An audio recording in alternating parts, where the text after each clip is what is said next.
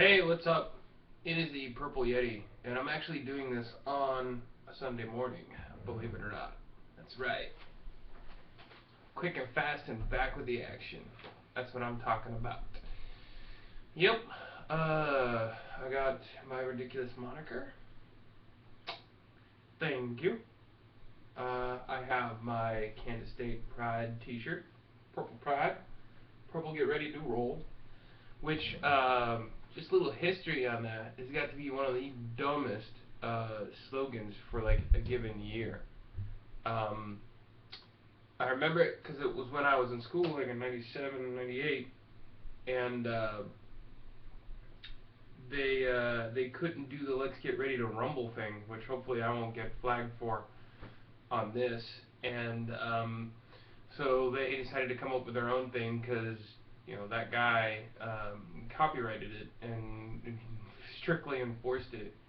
And so as an alternative, I'm also drinking some delicious man coffee, which is very tasty this Sunday morning.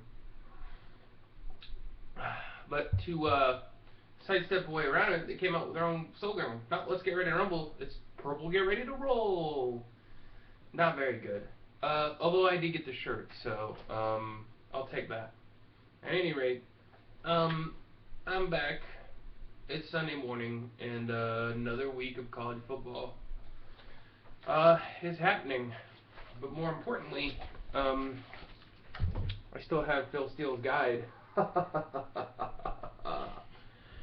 today we're going to look at a little bit of something more national. As you remember, last week we looked at Big 12 and about how he's probably going to be completely wrong on that. And today we're going to look at the bowl game predictions. So you're going to see me looking down a lot. But first, let's talk about some news of the week, which really is should be a police blotter.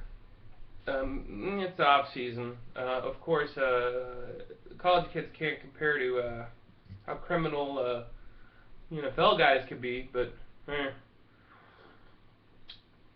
there is some things to report nonetheless. So the Oregon Ducks do not get a bowl ban, and former head coach Chip Kelly gets to show cause, which I guess is a cool word for you're not coaching for 18 months, which is good because I was worried. I was worried whether or not the Ducks could keep. Oh wait, he went to the NFL. Oh man, he pulled a Spurrier. He pulled a. And usually when you see in the midst of an investigation a head coach skips to the NFL, that means that you're probably going to be banned from coaching for a bit. And it was completely obvious here.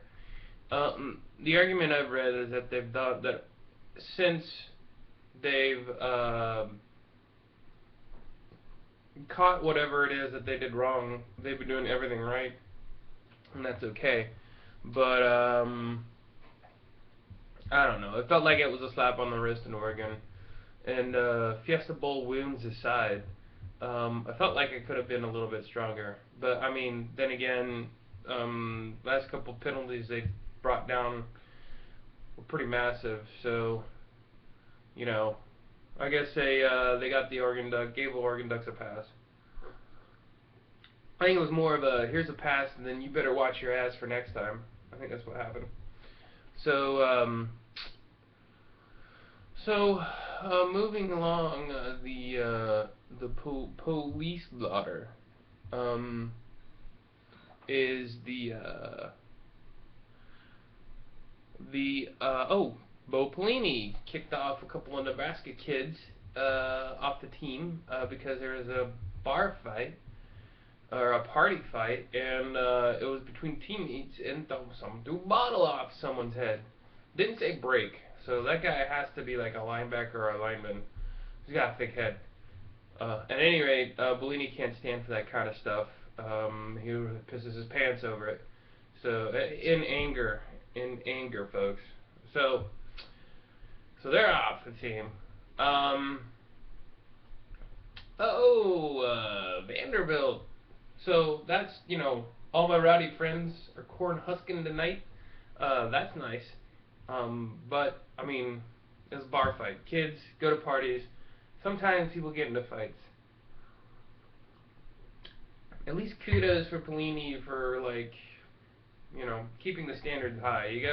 For football players, especially players with scholarships, it's a privilege. And it should be really treated as a privilege, especially if you do something stupid like that. So, there's that. On that same note, Vanderbilt got rid of 4 other players. And it's amidst an investigation of a rape party that happened in a dorm room. Yeah. So, it looks like the evidence was enough for the football team to go ahead and kick off the guys. And the school itself put them on suspension and pretty much double secret probation. So it looks like it was a rape party of some sort. Of course, you gotta let due process be its due process. Give it its due. But it looks like that PR-wise, Vanderbilt and through its extension, the football team made its decision to get rid of these kids. It's a privilege, and in a private school like Vanderbilt, I mean, come on, I thought this was like the private school of the SEC, which I guess isn't saying much. But still, I mean, you're supposed to have smart kids in that school, and they need to be a little bit smarter than having a rape party in a dorm room. So, you're off the team. And then finally, on the news side, okay, I'm going to need a drink for this, but the Oklahoma's defensive lineman, Chuka Ndulue, was arrested on DUI charges. Can't drink and drive, no matter where you're from. But if you're in this country, I'm of course making the assumption that he was not born here, and it's really just to play off his name. And that's why I wanted to bring it up, because if I tried to say that name in front of a cop, I would probably be getting a breathalyzer test. That is really hard to pronounce. And no matter what, it's gonna make me sound drunk. Chuka Ndulue. Chuka Ndulue. You see, it's not working. It's not working. So, well, he probably won't get kicked off the team just yet, but the trend is there. So, it always happens in threes. So that's about to happen. So, last, let's take a look at Phil Steele's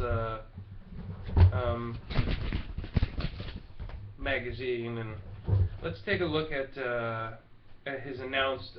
We'll just do the BCS Bowls, okay? So he's talking Alabama, Ohio State in the BCS National Championship Game, Texas, USC in the Fiesta, Georgia versus Notre Dame in the Sugar. The Cotton has Texas A&M and Oklahoma State. The Rose has Oregon and Nebraska, and the Orange has Florida State and Louisville. So no, he is not front-running at all. I'm sure this has nothing to do with his employment, his recent employment at the ESPN brainchild. Oy. Yeah, he's front-running. And he'll spend a day to tell you that he has the stats to prove that he's more right than anybody else. But that doesn't mean that he's right on everything, and this clearly shows it. So here's my gripes. One, Alabama and Ohio State. I only think if Alabama loses 2 games, because if they lose 1, they'll still be crowned the darlings of college football just from all the hype that's been blown up in our face. Granted, it's a really great team, but unfortunately, we take last year's teams into account when judging this year's teams. It is a beauty pageant all the way around. And that's why I think this Ohio State thing is probably the one that's going to blow up in everybody's face. Urban Meyer took over. They went undefeated last year. They didn't go to a bowl game because of crooks. And now all of a sudden everybody's like, well, they went undefeated last year, so they should repeat this year. No. First of all, Bernie Hook, Michigan, they crapped out that turd Denard Robinson, who you're kind of stuck with the guy. He was good and bad, and it could be equally really good or really bad, and he needs more consistency. So I think Michigan would be tougher, but also I think it was the pressure of the college game, which it's a playoff every week. So if you are bowl banned, you have no pressure. You can just go out and play, and that's what they did. I don't see Ohio State, and I think this is more just the front runners who actually get paid to pontificate. Pretty much all of them have consensus over Ohio State and the Big Ten coming back. So that's why I won't buy into that. Only because of well, what I've explained about Ohio State and just the Big Ten in general. So I mean, not going with that guy. What other gripes? I really don't care about Oregon and Nebraska. It's the Rose Bowl, whatever. Florida State, Louisville. I mean, it's just everyone is just really, again, everyone wants to be cool and pick Florida State because they're gonna come back one of these years. Oh, hey, this is another year where they'll get to go to a BCS Bowl game and all this other stuff. I believe in Louisville a lot more than I do Florida State. Sugar Bowl, Georgia Notre Dame. I mean, second place. I mean, that means you're just picking Georgia to be second place, which again, I mean, they almost came through and did it last year. It feels like Georgia's on their way up from the choking ranks that they used to be a part of. So, Notre Dame, yeah, I'm down on Notre Dame. There ain't no way. The face that Brian Kelly had at the halftime of the Alabama game said it all. I think he's pretty much took them as far as they could. They're gonna have to regroup here. Whatever quarterback situation is fine. The defense might regroup, but I think that tide is gonna secede, and coincidentally enough. And finally, Texas USC in the Fiesta Bowl. Now, that's a double whammy right there. Everyone's all like USC, but then they choked again last year because they have a terrible coach. And they're probably going to do it again this year, even though they got the recruits. So, nope. And then Texas, well,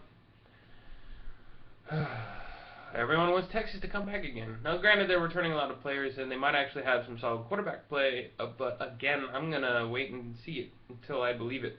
Now, granted, I think they won 9 or 10 games last year, which is a good thing. It's not good enough for people down here in Austin, but I'll see it when I believe it. Fortunately, they have Kansas State in Austin. I will be there. But, TCU, Oklahoma State's going to be better this year, and Oklahoma owns Texas at Bedlam, or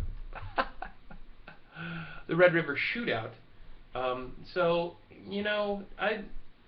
that is a fearless prediction nonetheless, and it just goes to show, it just stinks of front running in this magazine, and I think it's just the influence from ESPN, or just his own sense of bravado. And I ran my numbers, but I'm still going to go this way, So I would definitely check back on this at the end of the year instead of just throwing out the mag like I did last year, and just see how right or wrong this guy was, because I love poking him, because he loves talking about how awesome he is, and how right he is. So my coffee's done. I need to get another cup. So drop some comments down below, subscribe up above, go get some bacon, eggs, and maybe some toast and some coffee.